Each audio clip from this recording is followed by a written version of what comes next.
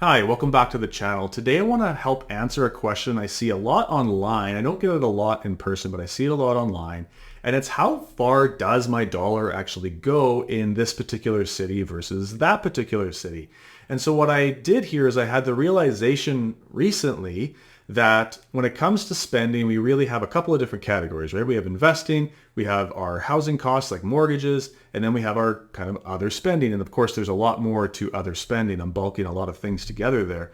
But I've realized that no matter where you are in the country, whether it be Toronto, Vancouver, or Winnipeg here with me, usually that last section, the spending, is pretty comparable, right? No matter where you are in the country, with maybe the exception of Nunavut or something like that, if you go to the grocery store to get milk and eggs and bread, you're probably going to be within 10-15% of the same price across the country. Whereas housing in particular is a massive difference. So what I want to do here, we're going to jump into a spreadsheet. This turned into a little bit of a bigger research project than I had anticipated when I first set out to do this. And so what I have in the spreadsheet, you'll see in a second, is I have a $5,000 spending on various. I have $1,500 being invested per month. And then I have the average house price in a number of different cities or provinces or territories with their minimum down payment put down and then the resulting mortgage payment, which will result in a income required province by province. So let's get into that.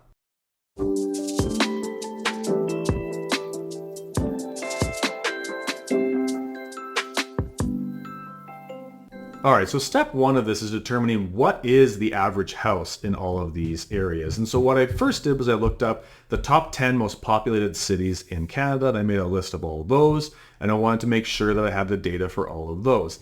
But of course, that omitted a lot of different territories and provinces, so I made sure that every single province or territory had at least one data set from something consistent, with two exceptions. So the first is Quebec City is in the top 10 most populated cities in the country, but it had no data. And Nunavut had no data.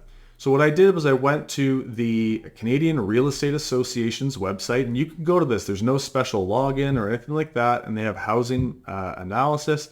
And I just have Winnipeg highlighted here because that's where I am, and I find that very interesting.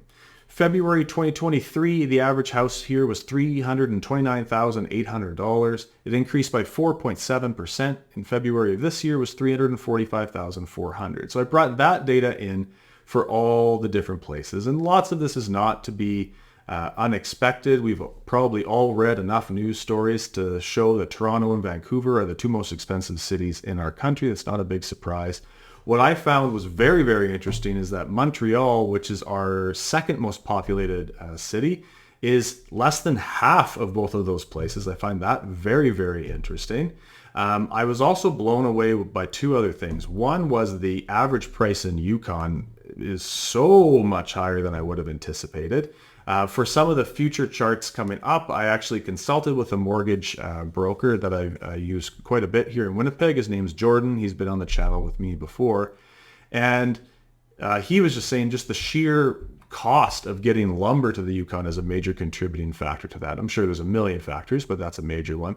The other thing that really jumped out at me that surprised me was the hit that the Northwest Territories took last year, nearly a 40% decrease in price. I have no idea why, just find it very, very interesting. So this is the average house price, again, for single detached in all of these different areas. You can take a look and see if that's kind of the experience you've been seeing wherever it is that you are watching from. From there, the next step was to figure out, well, how much would I need for a down payment? And then once that down payment is dealt with, how much is my mortgage? And then what's the payment on that? And so there's a whole bunch of things that go into this. And this is where I needed to consult the mortgage broker, because when I was on CMHC's website, I didn't realize, because I've been kind of removed from mortgages for the last number of years, that CMHC doesn't actually cover houses over $1 million, and they have kind of a sliding scale of how much you need to put down. So the way that works is that for the first $500,000 of a purchase, the minimum down payment is 5%. For the next $250,000, the minimum down payment is 10%. And then this is where it gets really variable. And Jordan was clear to say that it does vary from institution to institution. However, for the most part, for any purchase price over $750,000, you'll be needing to put that's 50% down on that value. Meaning that in a place like Toronto, you'll put 25 grand down on the first 500,000. You'll put 25,000 down on the next 250,000. And then from 750,000 up to 1.09 million, you're going to need to put $171,950 down on that. Meaning that to get the average single detached in Toronto, you need a down payment of at least $221,950. How do people get into that market? Is that even possible without massive gifts from other people? I don't understand how you come up with that. Vancouver is 266. And one of the things I forgot to mention earlier, a bit of a surprise, the third most expensive average housing market is Hamilton. I didn't expect that. Nothing against Hamilton, just I didn't expect it, meaning that you need $92,000 there. CMHC then throws in insurance on certain cases, obviously not for Toronto, Vancouver, just a very, very little bit for Hamilton because you still have less than 20% down on that purchase price, meaning that the total mortgage for most places, and again, we'll go to Winnipeg, we'll use kind of that as the barometer. So $345,000 purchase price minus $17,000 down payment plus 4% of the purchase price added back in means that my mortgage would be for $341,946.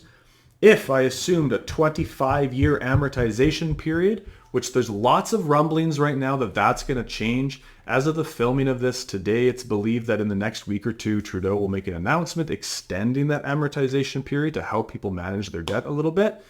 I've got mixed feelings about that, but whatever.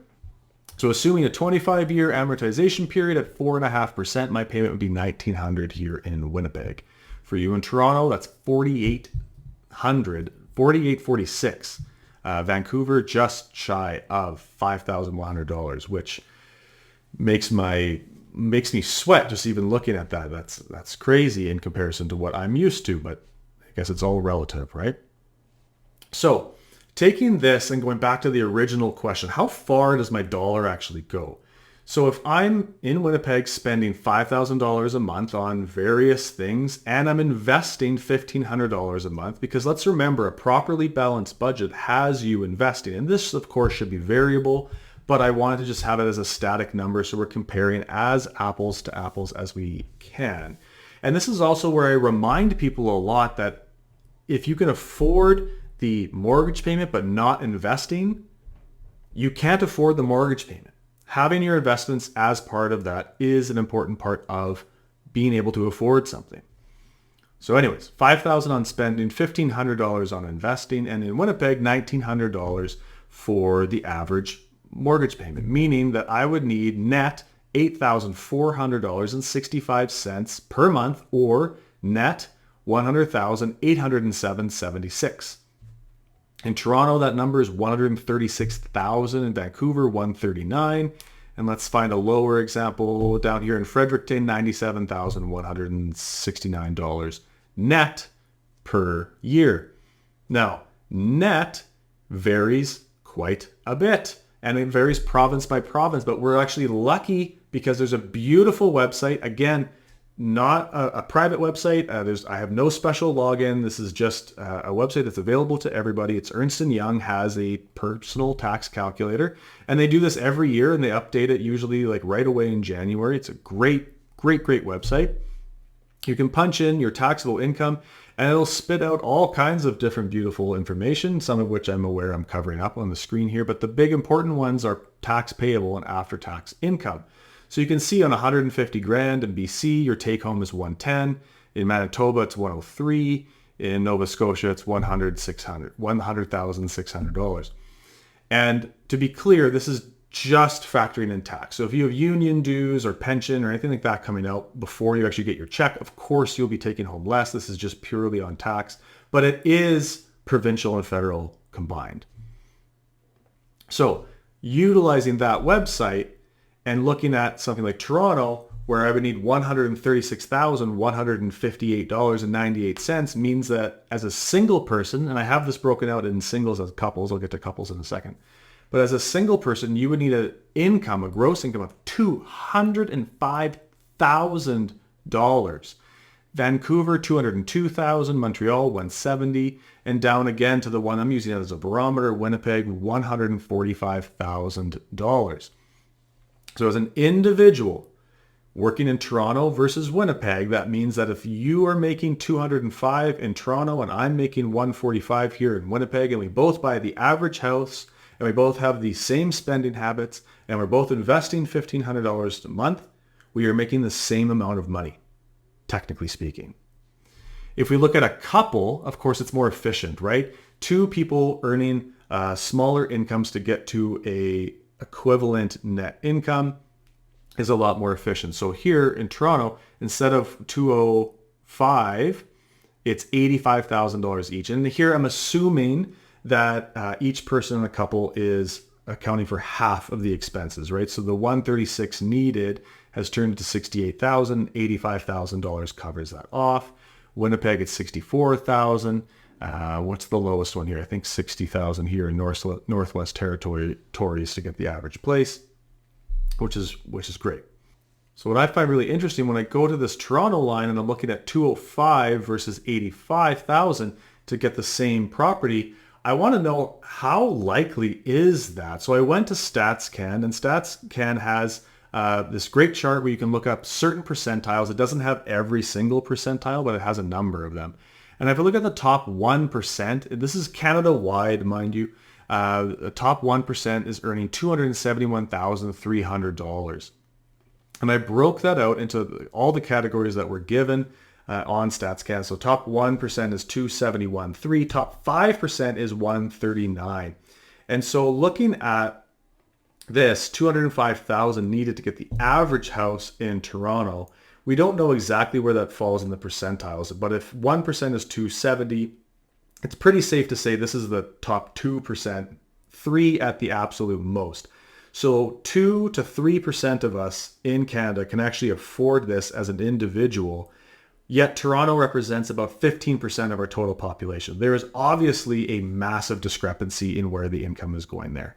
And again, I'm aware that many people in Toronto bought their houses long ago when they were 300,000, 400,000, 500,000 as opposed to 1.2 million.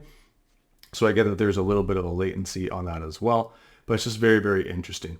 Whereas when you look at 85,000 required in Ontario, if we go over here, top 10% in Canada makes 106, meaning that I think if I were to extrapolate that a little bit, because the next data point given was top 50%, which isn't super helpful. We're probably talking probably like 12 to 15%. Top 12 to 15% are making that $85,000, which means that's a lot more in line, but we need two of them in the same household to be doing that. So here are the links to StatsCan. Again, I'll put all the links in the description below. I don't know if you found this as fascinating as I did. When I first set out to research for this video, I figured it would take me somewhere between 10 and 15 minutes, maybe half an hour to just do the basic research.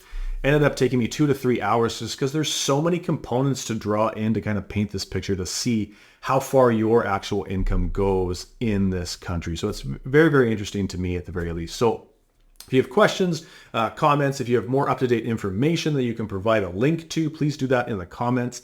And until next time, keep planning.